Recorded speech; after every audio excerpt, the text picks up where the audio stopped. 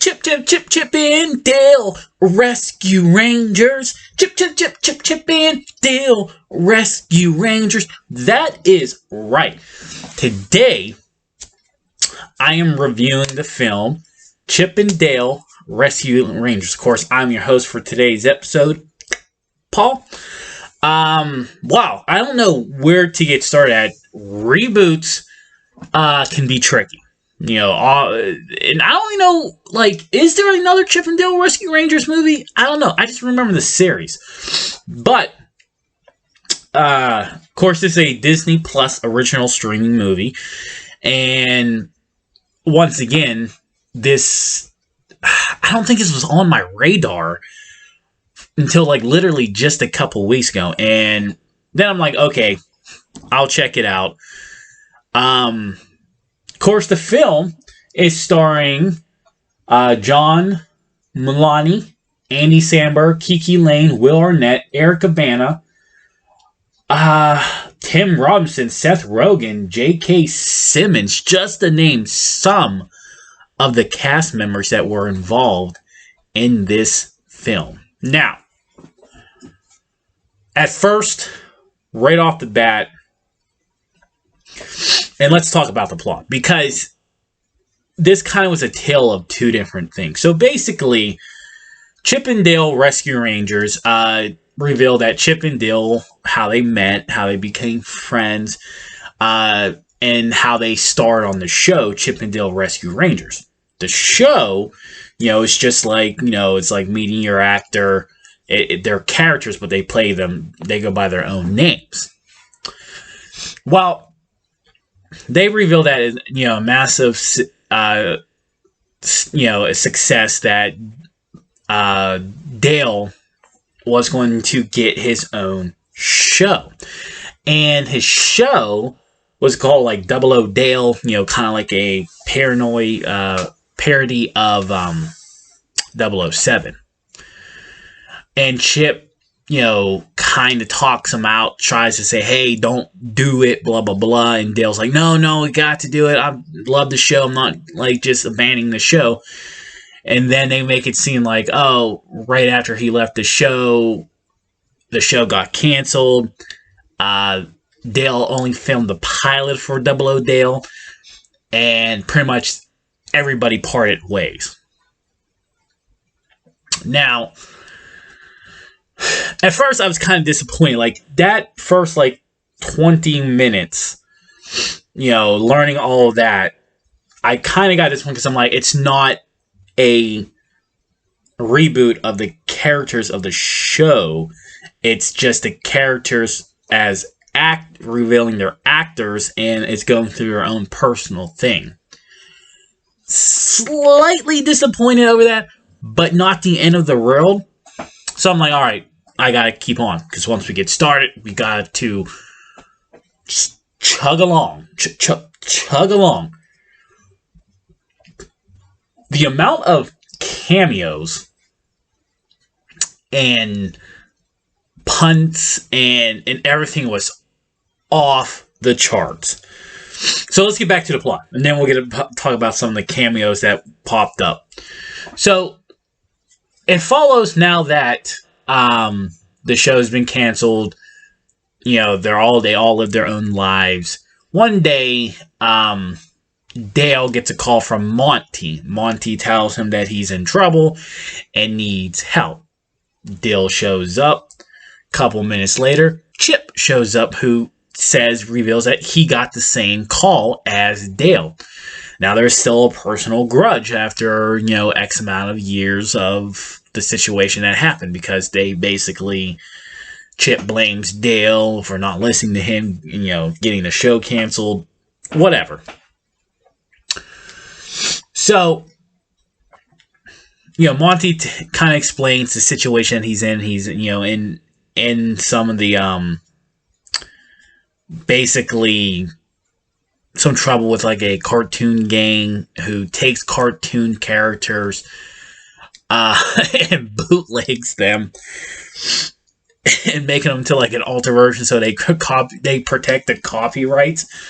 And that is the like literally the theme of all these cameos they have in this film that are not Disney related. So they go back when detectives call them, and it's revealed that Monty has gone missing. And now this is a CGI, of course, live action film, so you do have the lead, adult human characters. Now Kiki Lane plays a detective, Ellie, a rookie LAPD officer, and she is a fan favorite. She is loving the Rescue Rangers. She basically convinces them to help her with the investigation by being Rescue Rangers. So now they have to break the case, and they try to work together even though there's still some animosity with each other. They try to, they break down every lead that they can, every corner they can, getting every help from everybody that they can. And they finally get the villain. They know who kidnapped Monty. And he goes by the name of Sweet Pea. That's what you first know. Now, you don't meet the character until, midway through the film. And it's revealed Sweet Pea is a older Peter Pan that has fell on rough times and now has become a gangster. Okay. Now, so Sweet Pea, which is played by Will Arnett, is trying to also stop them because it's going to hurt his reputation. He's in this business to make money. I'm sorry, I'm looking at the screen too to give you all the names and some things that are all like that. So they obviously they beat Sweet Pea. I'm getting the image in my head and calling him Sweet Pea. Like, if you watch this movie, and I recommend you do, you'll never see Peter Pan the same. Like, you'll love Peter Pan more as Sweet Pea than Peter Pan itself. So they save the day and they rescue Monty, who has been bootlegged, but they unbootleg him basically to get him back to his normal self. And, they realized that each other needed each other and Dale wanted to know, he didn't want to be treated like the second-rate chipmunk. And Chip, was also revealed that he wasn't lonely, and they both realized they did need each other, but they wanted to know they needed each other, and that's something they didn't really do. Dale did hope Chip, before he left the show, would tell Dale that he needs him on the show to help carry the show, and it just never came out that way. So it is a touching situation. Now, let's get into some hilarious talk about the cameo. First off, one of the henchmen for Sweet Pea was the Coca-Cola Polar Bear. Okay, right off the charts, him being a henchman, it was hilarious. Okay, Coca-Cola. However, Disney got approval for the use on these characters. Good for you guys for working together. This was an extremely fun situation. So, the next pun was also another thing was the pun about Chip, I think, making fun of the idea that we don't pick up on numbers that we don't recognize. That was a hilarious little pun. Then also the quick cameo by South Park Stan's dad, Randy. That was hilarious. You didn't see that one coming. Also, Chipmunk talking about rapping, how rapping's literally in everything, and then he's watching Alvin and the Chipmunks. I don't know which film, because I really only watched them scattered in the film, so they all look the same to me. And he's like, "Oh, great, they got the Chipmunks rapping." And then he's like, "Oh yeah, they're going to change the theme to like some type of rapping," which they do with Post Malone. Though we can debate on if he's really a rapper or not. But for the most part, they count him as a rapper. So another one, a big one, is this character is played by Tim Robinson. He's the voice of it. Ugly Sonic, as they call him. Now, the Ugly Sonic is actually the original design of Sonic the Hedgehog in 2020. If y'all remember, he looked, not quite like a hedgehog, not quite like the character that we all love, that we all got used to seeing. No, he was altered enough for you to pick up on it, and there's a big outcry, which then the director had to basically recreate him, and they call somehow they got this cameo where he's the Ugly Sonic. Hilarious, very, very hilarious on doing that, of making fun of this situation, and they did it to a T. Now,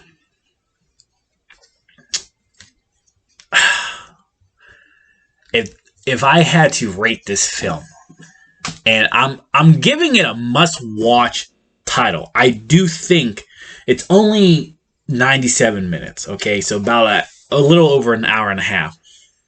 There was a good amount of laughs. I got over the fact that it was not an adventure. They took a adventure of Rescue Rangers and made it like a, can't even call it a reboot. Like, I don't know what you want to call it. It's that good that they did that.